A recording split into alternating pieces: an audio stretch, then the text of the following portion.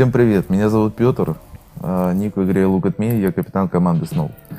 Нам задают очень много вопросов по игре и просят делать гайды, поэтому с этого видео мы и начнем серию видеогайдов. Это видео будет посвящено тому, как правильно фармить. Весь принцип правильного фарма в Ингоре строится вокруг одного предмета – договора Железного Стража. Рассмотрим подробно его характеристики. Герой с договором Железного Стража получает 75% золота, когда ваши союзники убивают крипов в зоне действия договора. Если герой, имеющий Железный Страж, ударит крипа первым, то союзник получит дополнительно 30% золота, а вы с договором получите восстановление 120 очков здоровья, что позволит полностью восстановить здоровье после круга фарма. Если саппорт, имеющий договор Железного Стража, не ударит крипа первым, а просто будет стоять рядом, пока союзник убивает крипа, он все равно получит свои 75%, но кэрри не получит дополнительно 30%, а также может сильно просесть по здоровью, убивая крипов в лесу, потому что лесные монстры стали гораздо сильнее в обновлении 1.14. Но еще раз обращу внимание, если саппорт не ударит крипа первым, он все равно получит свое золото в полном размере. Поэтому не надо пингать кэрри множеством вопросительных восклицательных знаков, если он для ускорения зачистки леса решит начать без вас. Принцип действия первого удара работает не только в лесу, но и на линии. Если на линии саппорт сагрит крипов на себя, например, ударив противника, то при их убийстве вашим союзникам он получит дополнительные 30% золота, а вы восстановите свое здоровье. Теперь о самом главном, как позиционироваться во время фарма и откуда начинать. Начиная в большинстве случаев, следует с пары самых жирных крипов, стоящих ближе к вашей базе, назовем это B-спот. Затем вы продолжаете фармить A-спот и переходите к C и D-спотам.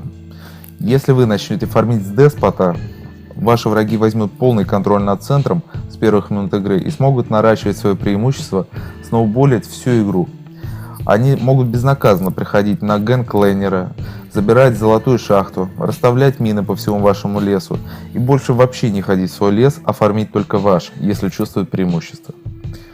Начинать от магазина в центре леса стоит только если их пик гораздо сильнее вашего в ранней игре и вы хотите избежать сражения на первой минуте. Но при этом ваш лейнер должен понимать, что его могут убить неожиданно в любую минуту из его же кустов и стоять под вышкой. Если вы выбрали путь начала с D-спота, то фармите по очереди C, B и A споты, после чего лесник должен уйти на базу за закупом, а саппорт пойти на линию и сидеть в своих кустах на линии, чтобы предотвратить неожиданные ганки. При первой же возможности, когда понимаете, что враги пошли фармить свои споты, идите в лесной магазин и покупайте мины, ракетницы для скорейшего восстановления контроля за центром. Лесники и лейнеры должны тоже по возможности их покупать, а не только саппорты, для обеспечения лучшего обзора карты.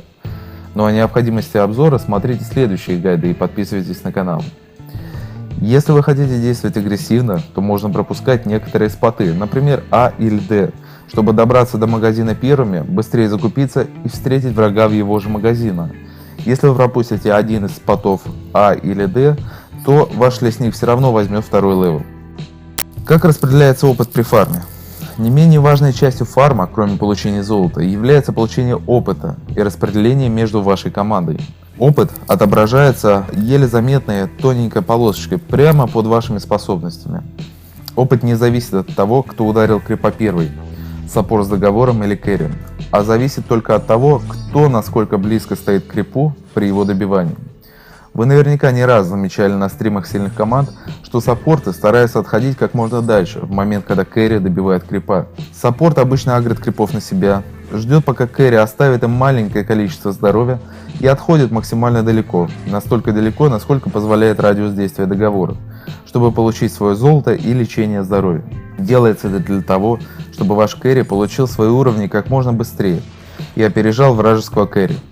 Если действовать так, то у саппорта на начале 5 уровня лесник будет 8 уровня.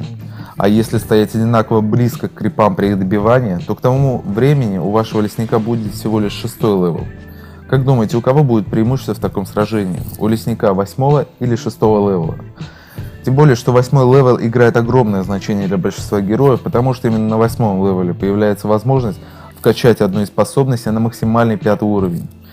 У многих героев это означает сильное усиление героя. Например, у Селесты появляется громадный радиус действия первой способности, а у Таки первая способность перестает требовать энергию и увеличивается урон с нее. На этом все. Всем спасибо за просмотр. Подписывайтесь на канал, следите за нашими стримами. Все ссылки в описании. Всем пока.